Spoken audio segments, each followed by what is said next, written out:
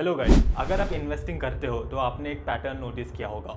कभी मार्केट बहुत फास्ट ऊपर चला जाता है और कभी बिना वार्निंग दिए 30-40% गिर जाता है। और उसी टाइम पे एक सबसे बड़ा सवाल आता है, होल्ड करूँ, सेल करूँ या और बाय करूँ।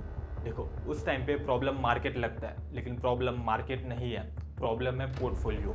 हम लोग सोचते हैं कि स्टॉक गलत था या फिर टाइमिंग गलत थी, लेकिन रियलिटी में प्रॉब्लम है पोर्टफोलियो का स्ट्रक्चर। क्योंकि इसी टाइम में सेम मार्केट में कोई पैनिक करता है और कोई कामली बाय भी करता है। इस वीडियो में मैं आपको यही बताऊंगा कैसे मैं अपना पोर्टफोलियो स्ट्रक्चर करता हूँ, क्यों मैं यूएस स्टॉक्स में इन्वेस्ट कर रहा हूँ, कैसे मैंने ग्रोथ एंड स्टेबिलिटी दोनों अपने पोर्टफोलियो में बिल्ड की है, एंड फाइनली कैसे आप भी एक डॉलर हेज पोर्टफोलियो बना सकते हो।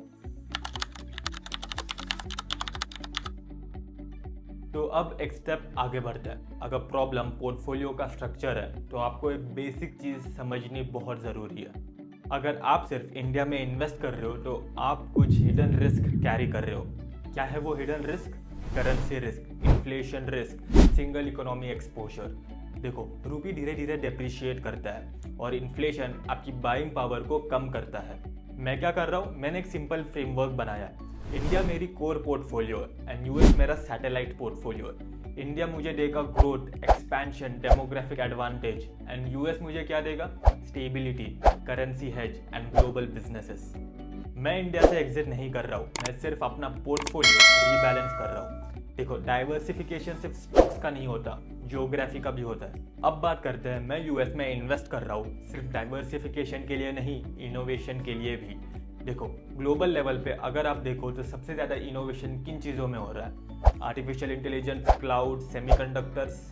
क्लाउड का मतलब है data, innovation, digital backbone of economy, and semiconductors, her system, her device, her innovation का बेस है सेमीकंडक्टर। एंड इसी वजह से कंपनीज लाइक माइक्रोसॉफ्ट जो क्लाउड प्लस एआई प्लेटफॉर्म है, एनवीडिया जो चिप्स बनाती है, एंड अमेजोन जो क्लाउड प्लस प्लेटफॉर्म प्रोवाइड करती है, ये सारे कंपनीज डोमिनेट करेंगी। ये सिर्फ कंपनीज नहीं है, ये इकोसिस्टम्स है, एंड इसलिए ये कंपनीज हाई ग्रोथ डिलीवर करेंगी। देखो, हाई ग्रोथ स्टॉक्स बहुत तेज़ी से ऊपर जाते हैं, लेकिन उनका एक अनकंफर्टेबल ट्रूथ भी है कि वो बहुत फास्ट नीचे गिरते भी है। और अगर आप ग्रोथ स्टॉक्स पे डिपेंडेंट हो जाओ तो आपका बिहेवियर भी चेंज हो जाता है। टॉप में आप एक्साइटमेंट में आके बाय कर लेते हो एंड बॉटम में आप फियर में आके सेल कर देते हो। तो सवाल ये है, क्या कोई ऐसा लेयर है जो पोर्टफोलियो को स्टेबल रख सके? क्या कोई ऐसा बिजनेस टाइप है जो मार्केट के अप्स एंड डाउन्स में भी टिका रहे? एंड यही से एंट्री होती है कंजम्पशंस की।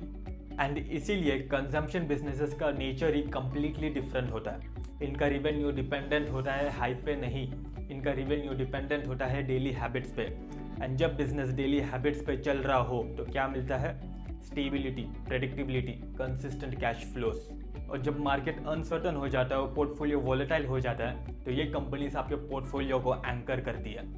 ग्रोथ स्टॉक्स आपको अपसाइड देते हैं, कंजम्पशन स्टॉक्स आपके डाउन साइड को प्रोटेक्ट करते हैं। और सिर्फ ये बोल देना काफ़ी नहीं है, कंजम्पशन स्टॉक्स इतने स्टेबल क्यों है ये समझते हैं। पहला रीज़न है डिमांड स्टेबल होती है, ये डेली यूज़ के प्रोडक्ट्स होते हैं। आप मार्केट साइकिल के अकॉर्डिंग अपना खाना पीना, शैम्पू, टूथपेस्ट यूज़ करना कम नहीं करोगे। Second, pricing power. Companies like Coca Cola और पीएनजी है ना, हर 1-2 साल में अपने प्रोडक्ट के प्राइसेस बढ़ा देते हैं और इनकी डिमांड अफेक्ट नहीं होती, वो सेम ही होते हैं। जो इन्फ्लेशन आता है ना, वो अपने कंज्यूमर्स को पास ऑन कर देते हैं और उनके मार्जिन्स मेंटेन रहते हैं। एंड थर्ड, अर्निंग्स प्रेडिक्टेबल होती है। इनका रिवेन्यू मॉडल ऐसा है जहाँ इनके रिवेन्यू और कॉस्ट दोनों इजीली प्रेडिक्ट किए जा सकते हैं, और जहाँ प्रेडिक्टिबिलिटी होती है वहाँ डाउन साइड लिमिटेड होता है। अब क्विकली देख लेते हैं यूएस में कौन से ऐसे कंजम्पशन स्टॉक्स हैं जो काफ़ी स्ट्रॉन्ग है, जिन पे मैं बिलीव करता हूँ, मैंने खुद इन्वेस्ट किया है। Procter and Gamble, Tide, Ariel, Gillette, Pampers, ये ऐसे प्रोडक्ट्स हैं जिनकी डेली नीड होती है और कस्टमर्स डेली खरीदते हैं। पेप्सी, सिर्फ बेवरेजेस में नहीं, स्नैक्स प्लस ड्रिंक्स में भी इनकी काफ़ी स्ट्रॉन्ग प्रेजेंस है। पेप्सी, माजा, लेस, सब इन्हीं के काफ़ी अच्छे ब्रांड्स हैं इनके पास। मैकडोनल्ड्स, आपने देखा होगा जब भी कुछ ऑर्डर करना हो क्या करते हो? Pizza from McDonald's.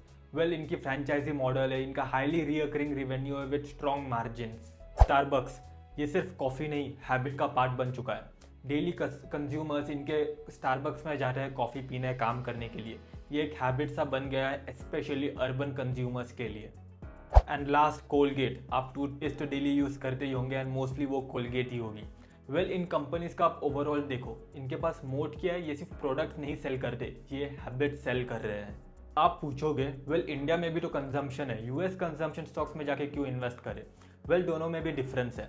Indian consumption की स्टोरी क्या है? मिडिल क्लास एक्सपैंड हो रहा है, लोग फर्स्ट टाइम खरीदने वाले, तो ज़्यादा कस्टमर्स अभी ज़्यादा परचेज कर रहे हैं। अब आते हैं सबसे इंपॉर्टेंट पार्ट पे, पोर्टफोलियो स्ट्रक्चर। देखो मेरा क्लियर टारगेट है, मैं 40% ऑफ द पोर्टफोलियो यूएस में एलोकेट करने वाला हूँ, और ये 40% भी दो पार्ट में स्प्लिट होगा। पहला पार्ट होगा 25% ग्रोथ लेयर में, जो होंगे आर्टिफिशियल इंटेलिजेंस, बायोटेक्नोलॉजी, ऐसे टेक्नोलॉजी स्टॉक्स जो फ्यूचर बिल्ड कर रहे हैं। इस लेयर में कुछ स्टॉक्स के नाम बताऊँ तो माइक्रोसॉफ्ट, गूगल, टेस्ला, एनवीडिया, ऐसे स्टॉक्स जो मुझे अपसाइड देंगे। ग्रोथ आपको अपसाइड देगा और कंजम्पशन स्टॉक्स आपको स्टेबिलिटी देगी। अगर आप सिर्फ ग्रोथ स्टॉक्स रखोगे तो आपको वोलेटिलिटी मिलेगी, लेकिन अगर आप अपने पोर्टफोलियो में growth plus consumption stocks combine करोगे तो आपको स्टेबल कंपाउंडिंग मिलेगी। एंड रियल लाइफ में स्टेबिलिटी से ही असली वेल्थ बनती है। एंड में एक सिंपल बात समझो, मैं क्या कर रहा हूँ, मैं कोई स्टॉक्स पिक नहीं कर रहा, मैं मेरा पोर्टफोलियो डिज़ाइन कर रहा हूँ। मैं सिर्फ ग्रोथ स्टॉक्स पे चेस नहीं कर रहा, मैं स्टेबिलिटी पे भी फोकस कर रहा हूँ। लेकिन आपका स्ट्रक्चर स्टेबल हो सकता है। अपने पोर्टफोलियो को एक सिस्टम जैसा समझो, और लॉन्ग टर्म में जो सिस्टम बिल्ड करता है वही लॉन्ग टर्म में जीतता है। लेकिन आपका स्ट्रक्चर स्टेबल हो सकता है। अपने पोर्टफोलियो को एक सिस्टम जैसा समझो, और जो इन्वेस्टर सिस्टम वाइज इन्वेस्ट करता है वही लॉन्ग टर्म में वेल्थ क्रिएट करता है। अगर आपको ये वीडियो पसंद आया हो तो please subscribe invest with Kartik. और एंड में एक सिंपल सवाल, आप सिर्फ इंडिया स्पेसिफिक इन्वेस्टर बनना चाहते हो या फिर ग्लोबल इन्वेस्टर? कमेंट्स में ज़रूर बताना कि आपकी क्या स्ट्रैटेजी है इन्वेस्टिंग की recently. See you then next week, same day, same time. Till then, think smart, invest long term, and let's get smarter together.